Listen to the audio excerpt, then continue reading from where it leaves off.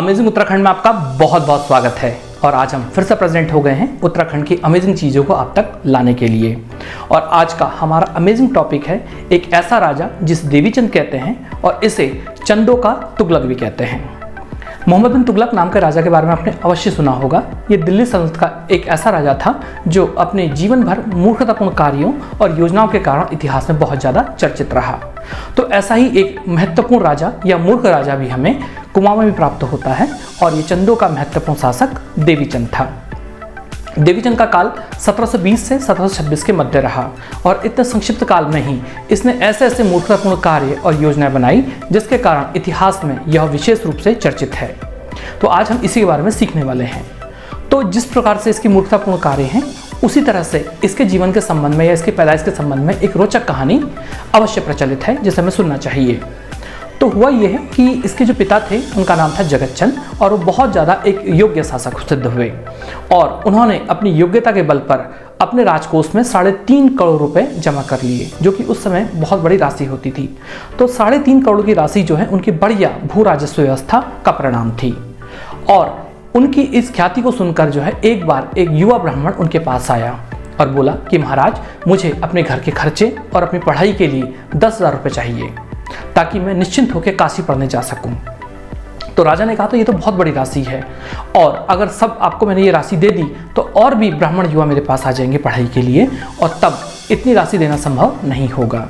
इसके अलावा नियम तो ये है, जब कोई विद्यार्थी पढ़कर वापस आ जाता है तो शास्त्रार्थ किया जाता है उसके साथ और जैसा उचित लगता है उसी के साथ हिसाब से उसको पुरस्कार या कुछ राशि दी जाती है।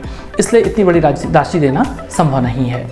तो जो युवा था वो बहुत ज़्यादा क्रोधित हो गया और क्रोधित होकर वो जाने लगा और कहा कि राजा, आपने मुझे पैसा नहीं दिया, ये ठीक नहीं किया और याद रखना कि आपका पैसा नहीं खर्च करूँगा।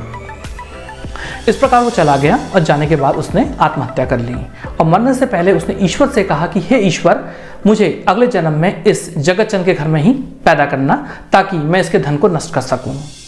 और कहा जाता है कि उस युवा जो ब्राह्मण है उसने देवीचंद के रूप में जगतचंद के घर में जन्म लिया। तो हम एक अनुमान ये लगा सकते हैं कि अब जो भी व्यक्ति या जो भी बच्चा पैदा होगा वो कुछ अजीब सा होगा। तो चाहे कुछ हुआ हो कि ना हुआ हो, लेकिन कुल मिला के एक विचित्र जो है बालक, जो कार्यों से विचित्र बालक पैदा हो गया और 1720 में वह अल्मोड़ा की गद्दी पर बैठा देवीचंद नाम से।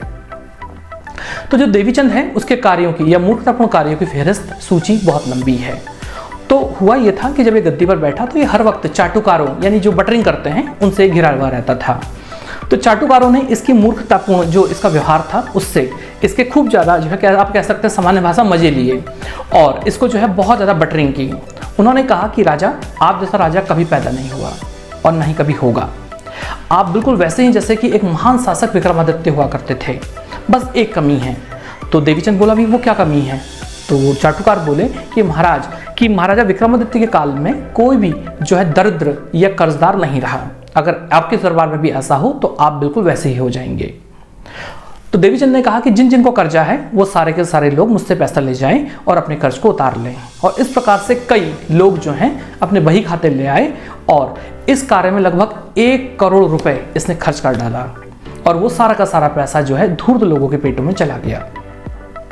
इसी प्रकार से इसने जो है 2 जो है अशरफियों से इसने तुलादान कराए और जो 4 तुलादान जो है इसने रुपयों से कराए।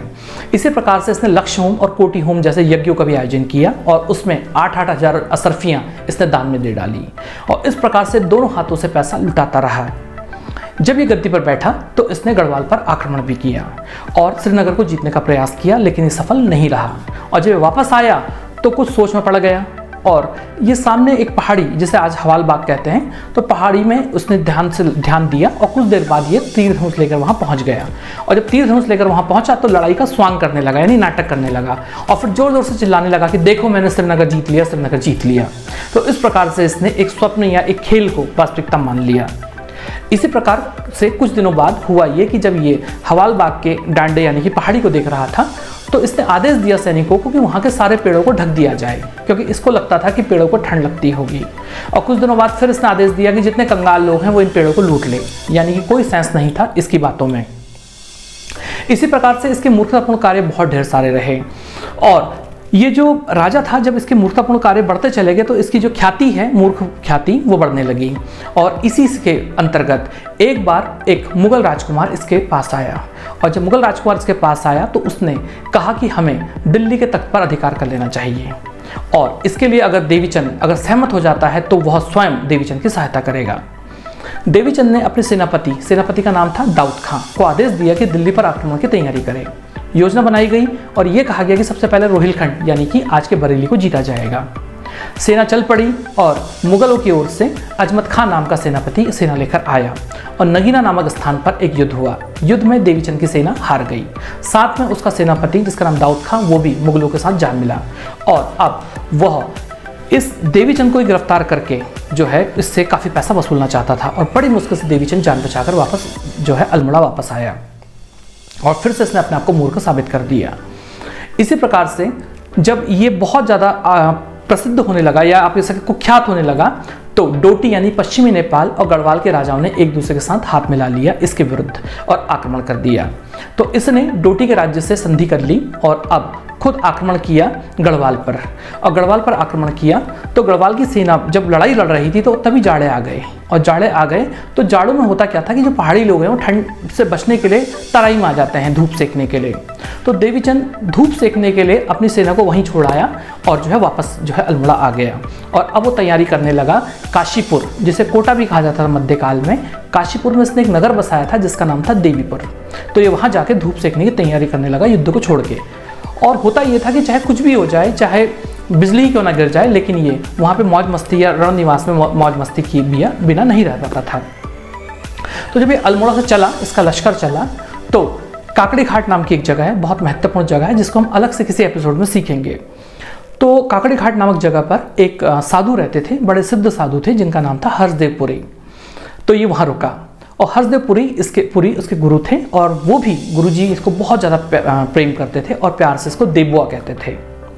तो हर्षदेव पुरी ने इस देवीचंद से कहा कि देवबुआ, इस बार तू कोटा मत जा, यानी कि देवीपुर मत जा, ये मौसम ठीक नहीं है इस बार। पिछली बार तूने वहाँ बहुत समय बिताया है, इस बार नहीं भी जाएगा तो कोई फर्क नहीं पड़ेगा। क्योंकि हुआ ये था कि वह सिद्ध पुरुष थे और अपनी सिद्धि से ये जान गए थे कि राजा देवीचंद की मूर्खता के कारण उसके कई शत्रु पैदा हो गए हैं जो गद्दी हड़पना चाहते हैं और इसको मार डालना चाहते हैं, और उन लोगों ने एक योजना बनाई है इसको देवीपुर ले जाके मार देने की। दरअसल हुआ ये था कि दरबार में दो महत्वपूर्ण अधिकारी थे, एक का नाम था माणिकचंद गैड़ा और दूसरे का नाम उसका बेटा था जिसका नाम था पूरनमल गैड़ा। तो ये जो दोनों गैड़ा थे, तो इन लोगों ने ये सोचा कि ये तो मूर्ख राजा है, इसलिए इसको अकेले में अल्मोड़ा में मारना संभव नहीं है, लेकिन देवीपुर में मारा जा सकता है और उसके बाद ये गद्दी पर अधिकार कर लेंगे। तो उन्होंने इसको जो है सलाह दी थी कि वो धूप सेकने के लिए जो है तराई चले जाए, और हरदेवपुरी इस बात को जान गए थे, इसलिए उन्होंने इसको रोकने का प्रयास किया, लेकिन ये नहीं माना। तो हरदेवपुरी ने कुछ अपने कमंडल से पानी निकाला और इसको पीने के लिए दिया और कहा कि बेटा ये अमृत है और इसको तू पी ले, तू सुरक्षित रहेगा। लेकिन वो गैड़ा जो लोग थे उन्होंने कहा कि राजा को मतलब बाहर का कोई पानी पीना उचित नहीं है, वो उसके स्वास्थ्य के लिए खराब हो सकता है। तो ये बातों में आ गया और इसने पानी नहीं पिया, और वो पानी जो है गुरुजी ने बगल में जो कोसी नदी बहती है तो वहाँ फेंक दिया। गुरुजी क्रोधित हो गए और उन्होंने कहा कि मूर्ख तूने ये क्या किया, ये अमृत था, ये अमृत अब ये मछलियों ने पी लिया है तो इनकी उम्र बहुत ज़्यादा लंबी होगी। तो कुल मिला के हुआ ये कि देवीचंद नहीं माना और वो चल पड़ा। गुरुजी गुस्से से नाचने लगे और बोले कि मूर्ख, अगर तू मर भी जाएगा तो मेरा क्या चला जाएगा, निकल जाए यहाँ से। कुल मिला के देवीचंद जो है कोटा चला गया, यानी कि देवीपुर चला गया, और एक रात गैड़ा बंधुओं ने जो है अपने कुछ साथियों के साथ मिलकर लात घूंसों से इसकी हत्या कर दी। और जब इसकी हत्या कर दी तो वहीं दूसरी ओर जो हर्षदेवपुरी थे वो समझ गए कि अनिष्ट हो चुका है। तो जब वो सुबह उठे तो वो जोर जोर से चिल्लाने लगे कि मुझे मेरी समाधि में जो है मेरी समाधि बना दो, गांव वालों से कहने लगे। तो गांव वालों ने गड्ढा तो खोद दिया था, लेकिन किसी की हिम्मत नहीं हुई कि गुरुजी के ऊपर मिट्टी डाल सकें। अगर वो मर गए तो राजा तो उनकी खाल निकाल देगा, तो इसलिए उन किसी को हिम्मत नहीं आई। तो जो गुरुजी थे वो जोर जोर से चिल्लाने लगे कि मैं सच कह रहा हूँ कि मेरे शिष्य की मृत्यु हो चुकी है और अब मेरे जीने का मतलब कोई नहीं है। तो दोपहर होने को हो गई और किसी ने मिट्टी नहीं डाली। तभी गुरुजी चिल्लाए, बोले कि देखो वो सामने दो लोग जा रहे हैं, और जब दो लोग जा रहे हैं उनसे पूछो कि देवीपुर में क्या हुआ है। तो गांव वालों ने उनको पकड़ लिया और जोर जबरदस्ती की। तब उन्होंने कहा कि हम फुलारा हैं। फुलारा मतलब चंद काल में वो अधिकारी होते थे जो मंदिरों के फूलों के लिए फूलों की व्यवस्था करते थे।